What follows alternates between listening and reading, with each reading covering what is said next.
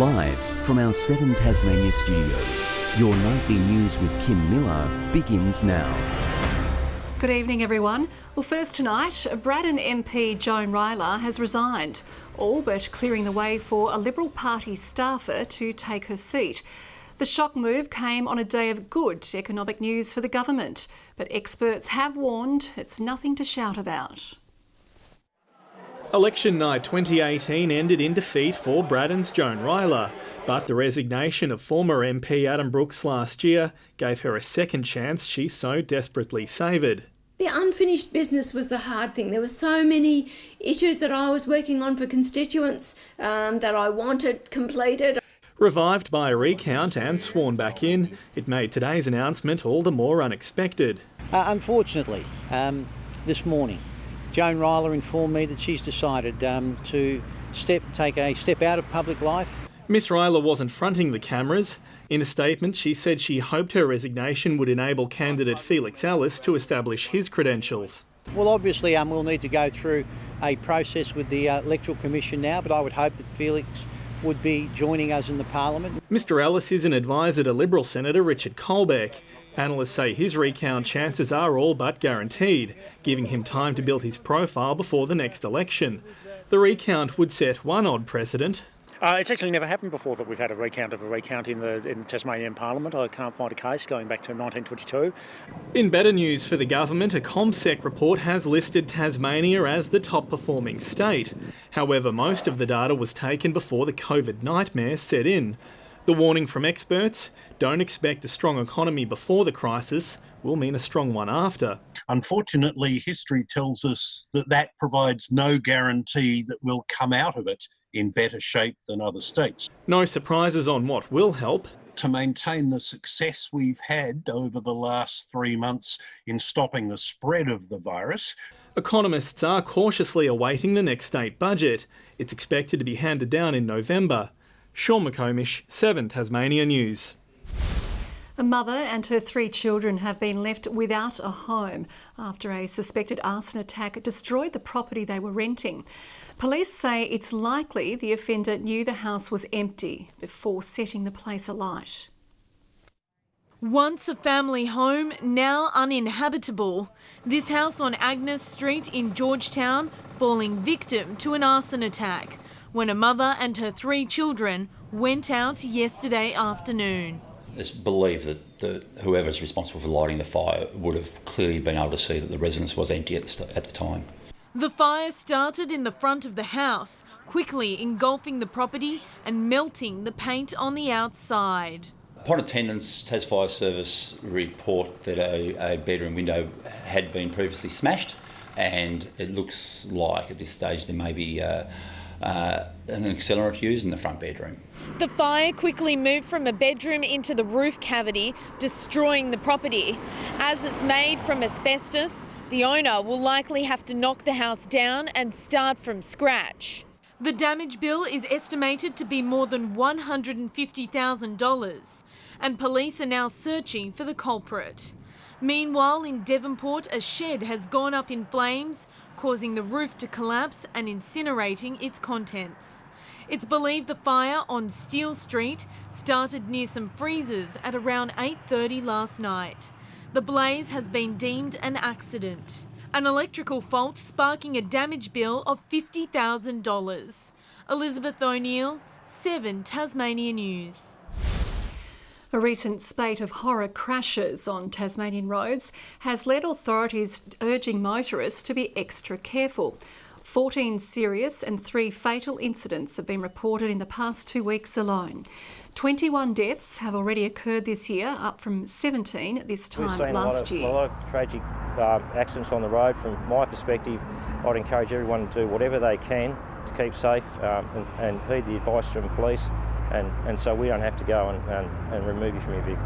If they're unfamiliar with the road, slow down, drive to the conditions and follow the road as you should. Police say inattention and speed have been the most common causes. 2 Launceston men have been arrested after they allegedly took a penguin and 2 penguin eggs from a rookery at the Low Head Lighthouse. Prior to police arriving, members of the public intervened and the men released the penguin from the car. Police did a search and found 2 penguin eggs in the boot. The eggs have been handed over to wildlife experts who hope they can be hatched in captivity. The 30-year-old and 21-year-old have been charged with taking specially protected wildlife and interfering with a breeding place. COVID-19 may prevent Santa from visiting the streets of Tasmania in the lead up to Christmas. Discussions are now underway into potentially cancelling much-loved traditional pageants, and participants say they're devastated. Buzzing around in her favourite costume. Last year, Audrey was marching with her fellow junior beekeepers in the Hobart Christmas pageant, but she might have to miss out this November. I've always gone to the Christmas pageant since I was little, and just being in it was like a highlight to me. It's very disappointing that it won't be on this year. Oh, we're really devastated that the Christmas pageant won't be going ahead. Last year we had such an amazing experience. The Hobart City Council discussing on Thursday whether to scrap the 40th annual welcoming of the festive season due to COVID-19 uncertainty. We don't want to provide an event that can't meet the requirements of COVID safety, and this year we're in that situation. So if it did go ahead, it'd have to be a very limited number of people. It'd be very challenging to manage. The pageant usually sees around 2,500 participants and up to 30,000 spectators. Now it may join Dark Mofo, Festival of Voices and the Royal Hobart Show on the event chopping block, with the $200,000 funding for the Christmas Spectacular set to go towards smaller festivities. We do have some alternatives that will hopefully compensate for the loss of the pageant this year, and that includes some block parties and also giving some resources to the strips, the shopping strips in Hobart, to come up with some local events. Up north, the Launceston Lions Club is discussing if it'll follow suit and also can its festive event. But for now, Santa may have to wave the jolly celebrations goodbye in Tasmania until 2021. Ruby Kamane, 7 Tasmania News. Tasmanians are being urged to sign up to a critical list that could save lives. National Donate Life Week is aiming to increase the number of organ donors. But while the state has the second highest registration rate in Australia, more people are still desperately needed.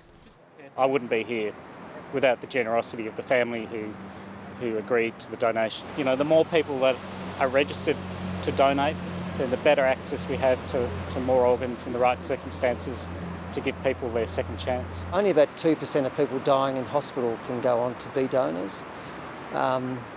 We need every person that potentially could be a donor to be a donor.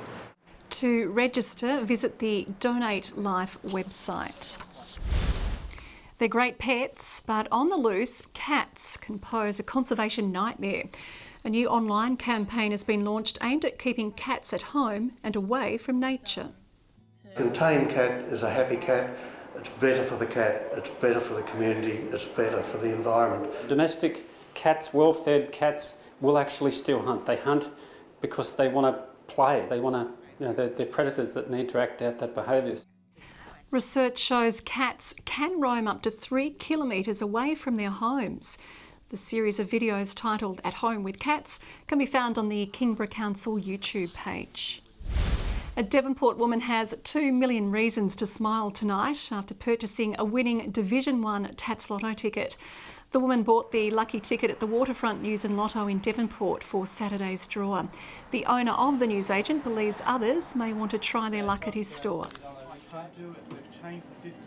It is a game of luck, so anything is possible. It's always a good news story for a community when something like this does happen, so we'll just have to wait and see what happens there. The woman says the first thing she's going to spend her winnings on is fixing a leaky roof. Turning to the TSL and now to the RACT Insurance Player of the Year after round 3. Launceston's Joby Harper claimed 3 votes in the Blues' big win over Kingborough. Zach Buchner of Clarence was best of field in his side's dominant victory over Glenorchy at Richmond Oval. And Jack Sandrick was the standout for North Hobart, finishing with 19 touches against Lauderdale. To the leaderboard, Joby Harper is out in front on 7 votes. 10 players are tied on 3 votes. And still on the TSL, and Richard Robinson says North Hobart's win over Lauderdale is the best he's had as coach. The D's are flying with 2 wins from 3 games. North Hobart hasn't tasted TSL finals action since 2011, but on Saturday they looked like a premiership contender, thumping last year's finalists Lauderdale by 34 points. There's a good vibe at the club at the moment, both on and off the field. Jai Menzies slammed home 3 majors, touted as a future leader of the club. It's one of those kids that knows where the goals are and finishes off. So, but it's not only his finishing, his pressure's been really good around the ball as well. Midfielder Jayden Charlton puts some of the success down to the side's abundance of Tassie Devils players who would normally be playing in the NAB League. Charlton is relishing the club's purple patch. I was sort of burnt out towards the end of the Hobart City side of things, so it was good for me to go back to SFL, have a year, come back, rejuvenated, and right now it's the most I've enjoyed footy at the club. Lauderdale's Phil Bellchambers has avoided any sanctions after this front-on contact with Jeff Fisher. To cricket, an old face is returning. Michael Divenuto joining the Hobart Hurricanes as an assistant coach. The Hurricanes are a very dynamic side and got some great match winners, so I'm certainly looking forward to working with those players. Divenuto was a mainstay for the Tasmanian Tigers in the 90s and 2000s and spent some time in the national side before announcing his retirement from the Tigers in 2008. The Hurricanes haven't won the title yet, so it's good to be a place where potentially you can win the first one. It might not be the only signing in the works. The club is talking with Peter Hanscom about becoming our key middle order batsman.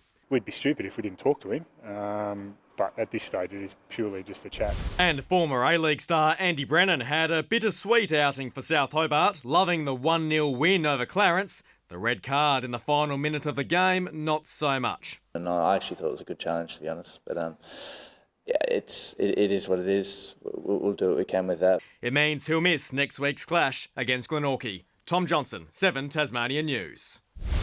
Good evening. Burnie topped the list today with 15 degrees, Hobart 12, Launceston 14 and Devonport 13. Smithton and the Islands all on 14 as well. Low Head, St Helens, Friendly Beaches and Ooze 13. Strawn 12 and Lyoweeney got to a top of 6. Some high cloud streamed over the state today from the low further north. Some lower cloud over the west and south. A patch of drizzle accompanied that.